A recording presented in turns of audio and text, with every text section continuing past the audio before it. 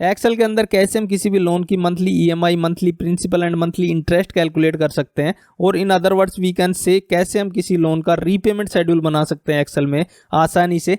चलिए देखते हैं। तो यहाँ पे मैंने कुछ डेटा बना के रखा हुआ है। सबसे पहले इस डेटा को मैं हटा देता हूँ क्योंकि each and everything upon starting से देखेंगे ताकि आपको नेक्स्ट टाइम इसको प्रिपेयर करने में यानी कि लोन रीपेमेंट शेड्यूल बनाने में कोई समस्या उत्पन्न ना हो।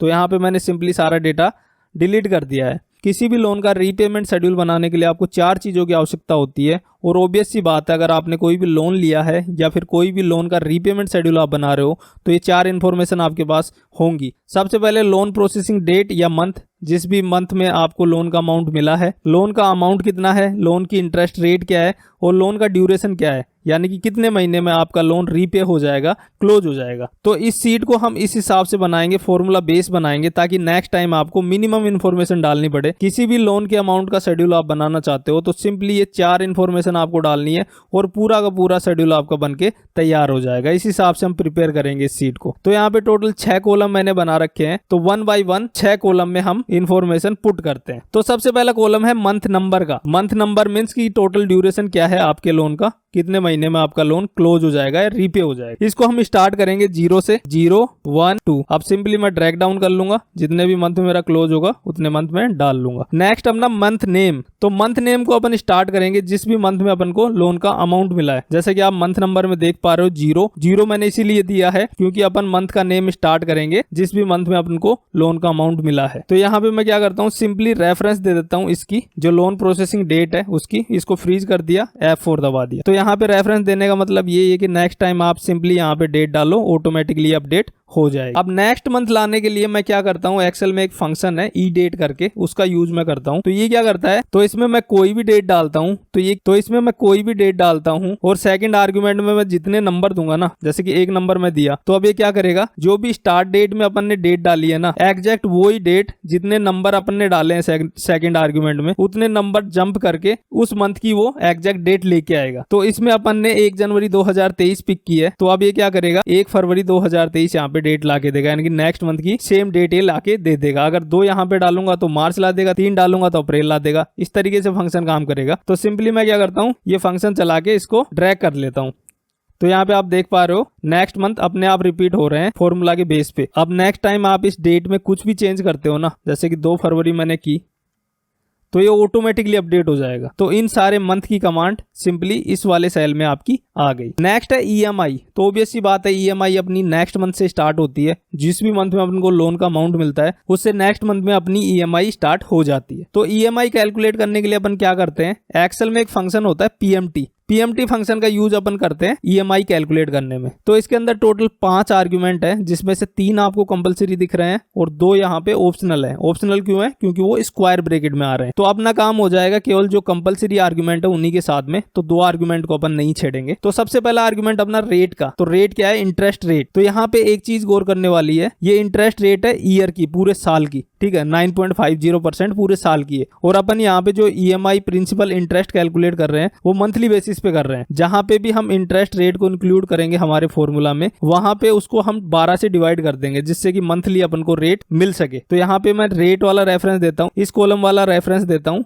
फ्रीज करता हूं, सिंपली 12 से डिवाइड कर देता हूं। सेकंड आर्गुमेंट है इसका एनपीईआर मींस नंबर ऑफ पीरियड, कितने महीने का आपका लोन है। तो यहाँ पे मेरा टोटल 24 मंथ्स का लोन है, तो सिंपली इसकी रेफरेंस में दे देता हूँ, इसको भी फ्रीज कर देता हूँ। नेक्स्ट है मेरा पीवी, कितने अमाउंट का लोन आपको मिला है। तो ये रहा अपना लोन अमाउंट जितना अपन को मिला है, इसको भी फ्रीज कर दिया, ब्रैकेट बंद किया, एंटर दबाया। यहाँ पे आपकी ईएमआई नेगेटिव आ रही है, तो इसको पॉजिटिव करने के लिए सिंपली आप माइनस का साइन लगा दो और एंटर कर दो। ये आपकी ईएमआई आ गई। अब सिंपली इसको ड्रैग डाउन कर लो जितने भी मंथ तक आपको लेके जाना है। 24 मंथ तक लेके जाना है, तो 24 तक मैंने इसको ड्रैग डाउन कर लिया। अब इसका मैं नंबर का फॉर्मेटिंग चेंज कर लेता हूँ।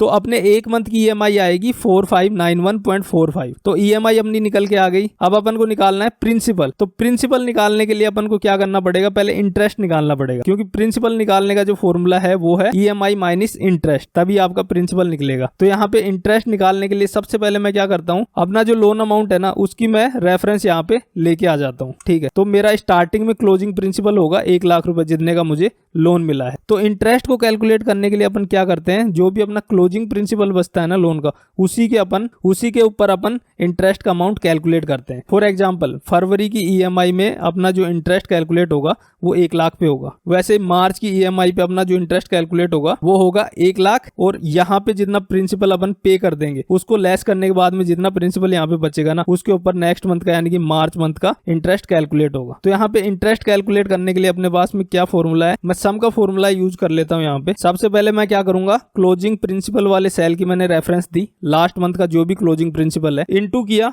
जो भी इंटरेस्ट रेट अपनी, और जैसे मैंने बताया ईयरली इंटरेस्ट रेट है तो इसको मैं फ्रीज करने के बाद में सिंपली 12 से डिवाइड करके ब्रैकेट बंद करके एंटर दबा दूंगा। तो 791.67 अपना इंटरेस्ट हुआ फरवरी मंथ का। ठीक है, अब अपन यहाँ पे प्रिंसिपल का अमाउंट भी निकाल सकते हैं। तो प्रिंसिपल का अमाउंट निकालने के लिए मैं सिंपली सम का फंक्शन ही यूज करता हूँ, ईएमआई माइनस इंटरेस्ट। तो ये अपना निकल के आ गया प्रिंसिपल। अब मैं यहाँ पे क्लोजिंग प्रिंसिपल भी निकाल सकता हूँ क्योंकि यहाँ पे प्रिंसिपल का अमाउंट मेरा आ चुका है। तो क्लोजिंग प्रिंसिपल निकालने के लिए मैं क्या करूंगा, सम का फंक्शन ही मैं यूज कर लेता हूँ। ये वाला अमाउंट यानी कि लास्ट मंथ का क्लोजिंग प्रिंसिपल और करंट मंथ का पेड प्रिंसिपल, ठीक है, ये मेरा क्लोजिंग प्रिंसिपल निकल के आ गया। अब जो इंटरेस्ट कैलकुलेट होगा वो इस क्लोजिंग प्रिंसिपल पे कैलकुलेट होता हुआ चला जाएगा मंथ टू मंथ। तो अब मैं क्या करूंगा, सिंपली इन कॉलम को सिलेक्ट करके ड्रैग डाउन कर लूंगा तो मेरा फॉर्मूला नीचे तक आ जाएगा।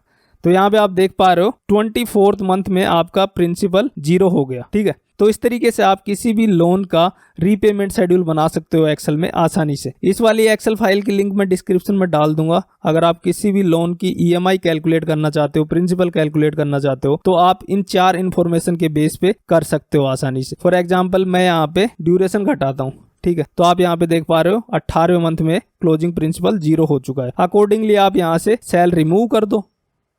ठीक है, एग्जाम्पल के लिए यहाँ पे मेरा 30 महीना हो रहा है, तो आप क्या करोगे, सिंपली इन सबको सेलेक्ट करके जहां तक आपका नंबर 30 जाता है वहां तक आप इसको ड्रैग कर लो। एक ज्यादा आ गया तो इसको मैं डिलीट कर दूं। वैसे आप लोन का अमाउंट चेंज कर सकते हो, जैसे कि मैं 2 लाख का लोन लूं तो यहाँ पे आप देख पा रहे हो accordingly EMI principal interest change हो गया, और यहाँ पे आपका क्लोजिंग प्रिंसिपल जो भी लास्ट मंथ होगा उस मंथ में 0 हो जाएगा। तो इस तरीके से आप किसी भी लोन का रीपेमेंट शेड्यूल बना सकते हो एक्सेल में आसानी से। उम्मीद करता हूँ आपको ये वीडियो पसंद आया होगा। पसंद आया तो इसको लाइक कर दें, चैनल पे नए हो तो चैनल को सब्सक्राइब कर लें। मिलते हैं आपसे फिर किसी वीडियो के साथ में, तब तक के लिए बाय, टेक केयर।